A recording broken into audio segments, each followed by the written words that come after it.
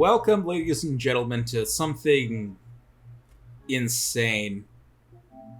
This is Super Robot Wars, and this is a game that's releasing in America. Legally, Not on at that. consoles. Not on consoles, not on the PS5 or 4 or Switch, which you can still buy English versions of those games from Singapore or Hong Kong. No, this game is being released in America on Steam. Release date October 27th. And this is a big deal. Oh, right, I forgot. I'm showing off the other games on the same console I own. Just to show you that, yeah, these games do exist in English on consoles if you wanted to import those. Jesus, this is actually, it's so weird to think about because I'm so used to us as Americans having access to English versions of these games because of the Singapore releases, but no, this is proper coming to the West. There's a weird distinction to make with that, and it's so bizarre to think about. Oh, also, that interface is the PS5. I think this is the first time we're recording on it. And still recording a PS4 game. There's a lot of things going on today that is very monumental, so I guess I'll just take us from the top. So, boys and girls, what is up? Welcome to not a Let's Play, Let's Demo. Yeah, that's right, that's what that series is called on my channel. Crap, it's been a while since we did that actually. Holy crap, that is a list of copyright. It's gonna keep going, isn't it? No, it's not. I don't even think it's the whole thing. Look at that adorable logo. 30. The smiley face, it's so fucking cute. 30 logo as drawn by Go Nagai, as this game will tell you a lot. Oh yeah, that's right. If you watch any of the trailers, you'll see that a lot. These are your two OCs for the game, and aren't they compelling characters? The butterfly design's kind of cute, but yeah, I'm not. Wow, that's actually what the new text feature looks like for the PS5. Holy crap. Yep. Yeah, this seems about right. I'm not faulting you for that, honestly. I'm getting that sense as well. I thought it would be funny. Small. Small Miku. Small Milky. I thought it would be funny. That's but also fair. That's the default birthday. I didn't edit that. The default birthday is 420. The default birthday just comes out as 420. You can't make this shit up. I love it. So the demo gives you the option to start from one of two different areas. You can start on Earth and you can start on space. Depending on where you start, you'll end up running into two different series to start. I went with space because in space it starts you out with Mobile Suit Victory Gundam. Hey, also, just the old line for Tsunami, space is the place. I'll team myself up for that one. I'm going to be, whenever a search term or profile comes up, I'm going to be highlighting that. Alright. It's also going to take me a few minutes before I realize, oh wait, the auto text speed is there. And I can just do that instead of pressing X every time, so it might be a little slow to start. That's fine. So, I guess I should probably address a few things since this is the very first time we're going to be doing this. So yeah, since Bob moved, we decided to figure out a couple of things for recording situation going forward. So yeah, as a result, this is the first time we're doing any recording over Discord. So we're going to work with things, try to figure it out. I mean, my internet's good enough over here that it shouldn't be the worst thing ever. So we'll see how that goes. A monumentous occasion indeed. Yes. Oh, I love this. Try to catch what of this you can. Lelouch v. Britannia, who overthrew the Earth Federation, ending the Second Neo-Zeon War. Oh my but fucking... turmoil was brought up again during the Laplace's box incident. Holy shit. Considering how incompetent Earth Federation usually is, I can kind of buy it. The slow down game. You can only hit me in the dome so many times before the brain damage sticks. I mean, considering that Earth Federation was literally just about to bend over backwards for Haman and be like, please don't kill us. I could honestly believe that it would take Lelouch Simon like 2 weeks to take over Earth Federation. I mean, probably. Yeah. These are all events that happened in Mazinger's timeline. Lunar conflict. And also Super Robo. Yeah, I saw that. I glanced at Get a War in there, so that definitely adds up. And also Gagaigar, which is a completely separate property. Yeah, this game, in a less than effective way, starts you off by smacking you in the face with a dictionary. Practically. I love it when games info dump you. So I guess I should probably drop this right now. It's been a while since we They're actually starting us off on Laplace's box. Please, Oh, Jesus. no. Original Xeon was right all along. Emperor Lelouch. Oh, we're going right for that. Because the Code Geass characters that appear in this game are the Lelouch of the Resurrection versions, which means R2 already happened. We're going in from the movie versions where everyone thinks he's dead. Oh. So, wait, you said we're going in... This is the version where people think he's already dead? Yeah, because in the movie, everyone thinks he's dead because of the public execution. Yeah. From the end of R2. Which, I mean, not a bad assumption. Because only like 3 people know that he's still alive. Yeah.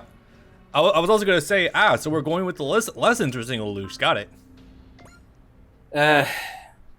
I mean, we've still only watched that movie the once, and it's like a 7.5 and 8 out of 10. It doesn't live up to Code Geass's 10 out of 10 standards, though. It kind of feels like if Toriyama were to just make a whole arc or like a movie just dedicated to reviving Goku after he blew up against Cell. Kinda, yeah. In a loose sort of framing, yeah, a little bit. Anyway, so this is one of the game's OCs. She's one of the crew aboard your spaceship. And boy is it a crew, and boy is it a ship, but we'll get to that. Literally definition of bright-eyed and bushy-tailed. Holy shit. That artwork, though. Oh yeah, she's adorable. Yeah. Anyway, so as her default name states, AZ Seinklaus, I think it was, is a lady who's polite but not very talkative. She'll help people, but she's not going to talk about herself at all. And, okay. Having a bit of a hard time communicating with people. Something troubled past. We don't know about it yet. This demo is actually all of these RPG demos are very long. They're like 2 to 4 hours, depending on how much time you invest in them. I know, sweet Jesus. I'm so used to regular demos for games lasting only like 15 minutes. Dude, this kid is literally Akihiro. Yeah, GH1, he's going to be one of your favorites from what I've seen of him thus far. Huh, alright. He's a good boy mechanic. That's good. That's good. We don't... I was about to say we don't often have good boy mechanics downstairs, but I was thinking about it, but nah, that's not a true statement. At least from the Gundams I've seen, I think most of them have good, cool mechanics. We have good boy mechanics, we just don't get to see them do things very often, and trust me, as you'll find out in about an hour, this guy's quite the character. Yeah, no kidding. I'm sorry, I'm gonna laugh at the names almost every time. Yeah, you got me at Small Milky. Oh, that was the video. I thought there was a train passing by. I was gonna say there's not even trains in your neighborhood.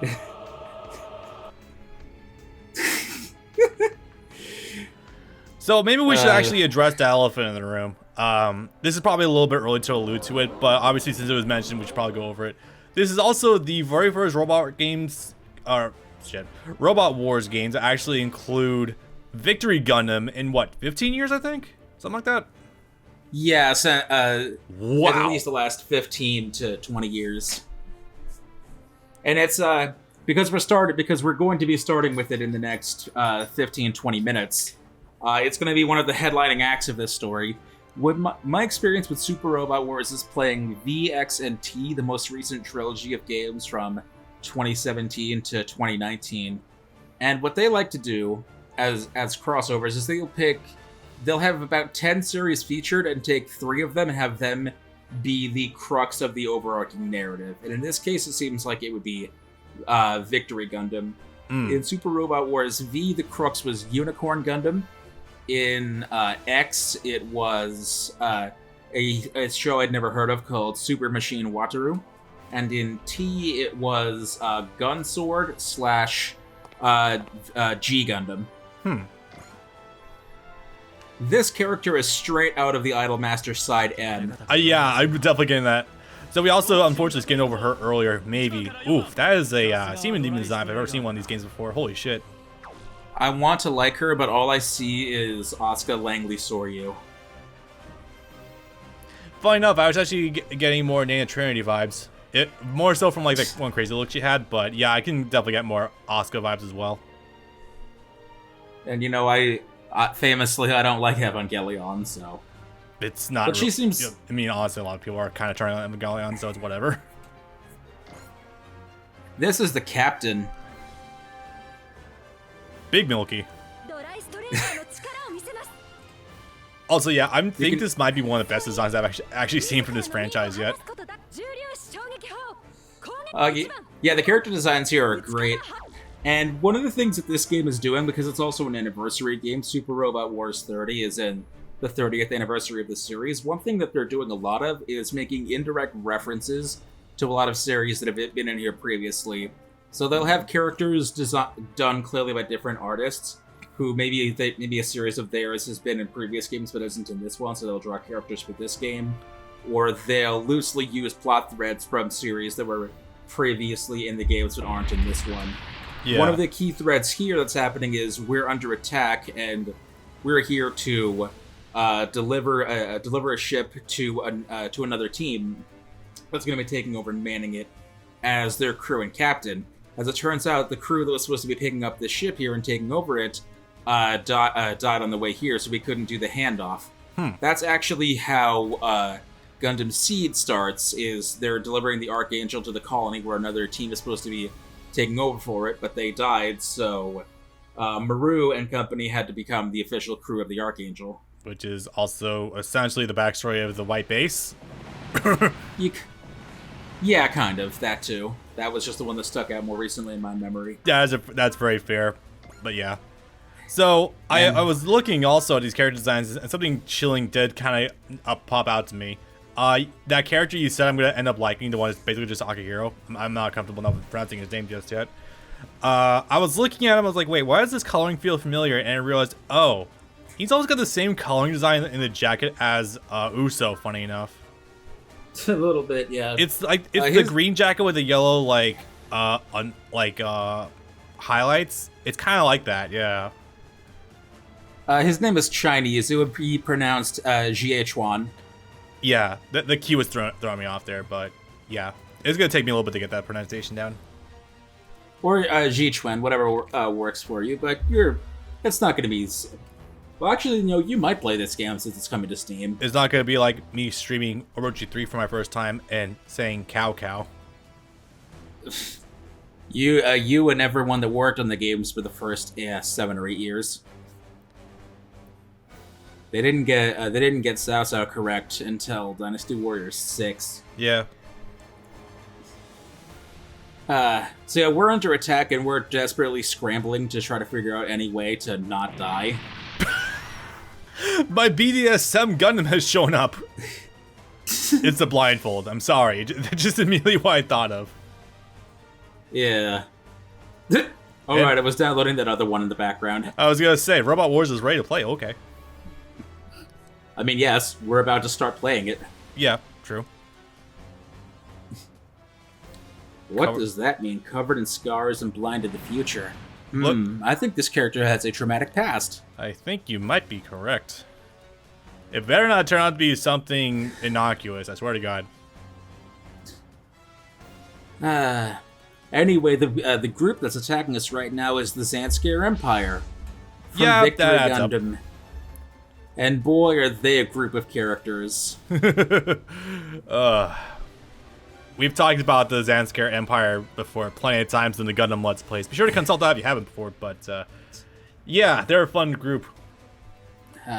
So your main suit here is the Huckabine 30. The Huckabine is a Super Robot Wars original that's appeared in a handful of games, including most recently V and T, I'm pretty sure, as extra characters that you could download for free. But this has basically become the mascot robot of the series, as far as your original characters go. And if I'm being honest, you'll see it in highlights later. It kind of looks like a Titans Mark II to me. But the 30 also means 30th anniversary as well. I've been saying it looks like a Titans Mark II as well. Literally the first time it came up in the chat, I was like, is that a Mark II Titan suit, guys? What the hell? I mean, the more you look at it, the more it begins to almost kind of more resemble like the Banshee Gundam than the Mark II Titans. But it's just like, man, it actually does kind of strike as such at the first glance. Not complaining, yeah, but still kind of strikes you out as a little bit if you catch my drift. Hey, this teenager is just stole our robot, and they're about to go fight the people that are trying to kill us. Where have I seen that before? This is unknown to me, man. I've never seen this shit before. I've never seen this plot thread in my life. Nope. You know, oh man, actually, you know what? Fuck, I can talk about this now. So, you know about, audience does not know about, obviously. I began tailoring into Gundam finally. Ah. And my immediate two options to her presented were IBO and 00 because both are standalone and strong enough and short enough that you can crunch him out no problem. I'm sorry, hold on a second. You might want to highlight this after the fact because your nickname is something that the character says their family gave them. So she just says, "My family calls me Small Milky." Nice. I'm gonna guess that was unintentional as its benefit. Yeah. Yeah. So, and one of the things that I was offering to Taylor as a starting show was 00, and I'm just realizing the more I look at 00, just like, wow, this is so not like other Gundams that are out there. It's amazing for that fact. Because Setsuna doesn't stumble into the 00, or well, that too. Doesn't stumble into the XTA he's given it. He's assigned it, so that's a new. That is God. I'm not sure what happens like with Hero or Hero is assigned it also. Hero's assigned it. Look how far out this thing zooms. Damn, that's fucking juicy. Playing SD Gundam a fuck ton. I'm told the game has a zoom out function, but I just cannot see it. Also, man, I'm actually used to these kind of menus right now. Holy shit. I know, right? Damn. Yeah, that looks like a Titan's Mark II, and it has XXX as in Roman numeral 30 printed on it on its face. Yep. Yeah, that adds up. It's so weird for me to also get back and watch another mech RPG, especially since I've just spent the last 3 weeks at work rampantly playing SD Gundam Cross Rays. SD Gundam G Generation Cross Rays. The game has been treating me very well so far, until 2 days ago. I don't believe me for making that mistake. The title is fucking ridiculous. Yeah, that's just subtitles on top of subtitles. I kind of don't like it when games do that. It really throws me the fuck off. Better or worse than SD Gundam G Generation Genesis or G Generation Overworld? I kind of want to throw up all of that, honestly. I can only imagine someone trying to do a full Let's Play of any of those games, because trying to name it, holy shit. Yeah, that's not going to fit in your YouTube search bar. Nope. So what I'm going to be doing is I'm going to be trying to highlight every individual attack because they have unique attack animations for every attack, and then afterwards, after seeing each attack animation once, skipping animations. All right. Because otherwise it would make this take literally 4 times as long. Boy, would it. Oh yeah, the name of the other one. I also don't know how Dolman got the Burning/God Gundam. Actually, no, it was called something else before the Burning Gundam. Fuck, I don't know what it was off. It was called the Rising Gundam. That was it. Oh no, I'm sorry, the Shining Gundam. The Rising Gundam was the one that Rain had. Yeah. And he was technically given it 2 because he was the Olympics representative of Japan. Right. So there was a name down there that was Jin Genaham. I immediately just thought that's just shorthand for Gin Gimnam. Jin Gehenna is a shorthand. Anonymous is Legion name for commanders in the League Militaire from Victory Gundam. Yeah. It's so that way that you can't actually track, so that if they get captured or interrogated, no one can track who's who. So no one can actually find out who the true leadership of the League Militaire is if the Zanskia were to capture them. Wait, seriously? So it's just like proxy leaders? Yeah, if you capture someone by the name of Jin Gehenna, you might think you might you've captured the Grand Commander of the Ligue Militaire, but no, it turns out it's literally a nobody. Ha! That's actually kind of sick. Yeah, they don't use it to maximum effect, but it's still pretty cool. Uso's passing through, and he just got caught up and separated in an attack, also by the Zanskar Empire. Makes sense. Poor kid. And their primary functioning suits are the Zolowats, which I'll be sure to send you the screenshots later, have the most terrifying mechs that I think I've ever seen because they have Cell's eyes. Oh, those ones. God, I keep forgetting that's Victory. Like, whenever I think of those, I just think it's like G Gundam or something. I don't blame you. Victory and G actually use the same pastel art style. I can believe that. Is it the same pastel art style that's used in After War Gundam X? No, After War Gundam X came out like 3 years later. Victory and G came out one after the other. Okay, that would do it. Trying to discern... Hey, that's a term. What? Oh, chosen for its shock value. Yeah, that's a funny thing about Victory is that whenever the Zanskar Empire holds a public execution, they do it via guillotine. Feminist French Revolution. Well, we'll get to that. We'll get to that. Yeah, we'll get there. V-Dash Gundam. I've never heard of that one before. Is that variant? The Victory Gundam has a few variants before it evolves into the V2. And check out these portraits of Uso. He doesn't look 8 years old for once. He actually looks like he might be 13. I was gonna say these are unanimously the best portraits I've seen for Uso ever. Holy shit. Yeah, the ones that come from Gundam Warriors are pretty terrible. They make him look like a 6-year-old. Yeah. Oh yeah, these are the ones with the cell eyes. You can already see them. Holy crap. Yeah. They make reference to that. Characters actually talk about it. They say that it has cat eyes or fox eyes, and I'm like, what the hell are you talking about? I can kind of see the fox eyes, but like there's no irises either. It's literally just like the whites, quote unquote, I guess. You just read at that point, but like it's the slits. So no, that's just cell eyes. Like completely. Yeah. Poor Toriyama for trying to draw a character with all those spots. He did it to himself. He really did. Yeah, so these are what a lot of your more powerful attacks look like. You get special animated portraits of your characters being like, I'm gonna win. I like the Speedwagon attack. It's also just nice actually getting to a... I mean, it's not that I dislike SD Gundam's like 3D generated attacks, but just going to these sharp, really sharp 2D sprites is really good. I'm up and down on them. They look really good, but part of me always generally likes 3D games better anyways, and I'm gonna be one in a million here, call this a hot take, but while I'm glad that there is some renaissance of 2D games nowadays, at the same time it feels like some games where companies are just outright afraid to make games in 3D anymore. I wouldn't say that. I think, well, this is probably more so from my perspective, but it feels like more indie games are definitely more utilizing like the 2D sprites because, I mean, we've gone so far with 3D that why not utilize some of the technology for 2D games? I mean, that's just the way I perceive it anyway.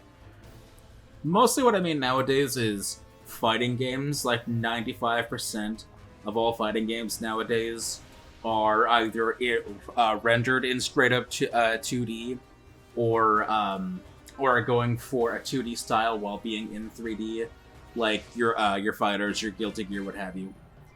And it's like, that looks cool, but at the same time, I feel like sticking to only one style for the grand majority of a genre's entire lifespan is kind of limiting. I mean, that's just you, because the way I look at it, a lot of them are actually just straight up in 3D. Like, in terms of actual models, like Street Fighter makes no qualms about being 3D. Street Fighter and Tekken, maybe Dead or Alive, or Soul Calibur, are like really the only big ones that are still committed to being in 3D, or maintaining a 3D aesthetic. I think it's more so Arc System that definitely wants to stick to that more 2D visual style, but I mean, they pull it off. It looks really beautiful, so I can't fault them for it. I'm not saying it looks bad, I'm just saying I wish we got a little more variety in aesthetics. That's fair. Let's see. But yeah, sorry? LT Blood's 2D. The Nickelodeon Brawl game is in 3D. I'm just going down the list in my head. This year has had a fuck ton of fighting games, especially since summer hit. Yeah. So our ship finally just launched, and oh hey look, it's enormous compared to most other ships. I wonder if that means that we're gonna have to end up supporting like 45 different pilots. It's also super elaborate. Holy shit, that looks like a Final Fantasy 12 battleship. Yeah. Minus the lack of like stark like grays and browns. This is the Dreistriger. And it's a big bastard. Like, everyone always comments on how huge it is.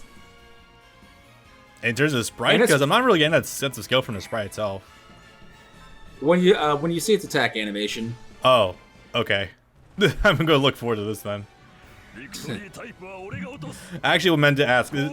So I saw you were naming the ship. Did you? Does this demo allow you to do that? You don't name the ship. You name your group. Okay. And the demo lets you do that. It lets you do it at the end of the demo. Fuck me, this voice looks amazing. I mean, I know even if I was looking at this over Discord video call, this would still look pretty damn good. But goddamn. These animations do actually play out in a full 60, and you have a speed up function, so I think they might actually go up to, well, not 120, but still very smooth and double speed. Yeah, look at this thing; it's huge. Yeah, holy fuck. So what having supporters means is that per turn, if you have enough meter for it, you can actually have them throw you active perks like plus evasion or minus hit rate for certain attacks on that turn. So that's just good to have, because there's a lot of cases where it's like, oh, your attack might only have like a 60% hit rate and your enemy has like a 50% hit rate. Well, you can turn it, use one of those active perks and make it so your attack has a 90% hit rate and their attack only has like a 20% hit rate. Damn, that's pretty good. Oh, yeah, I get the sense of scale now. Black light with yellow outlines. That's fancy. Damn.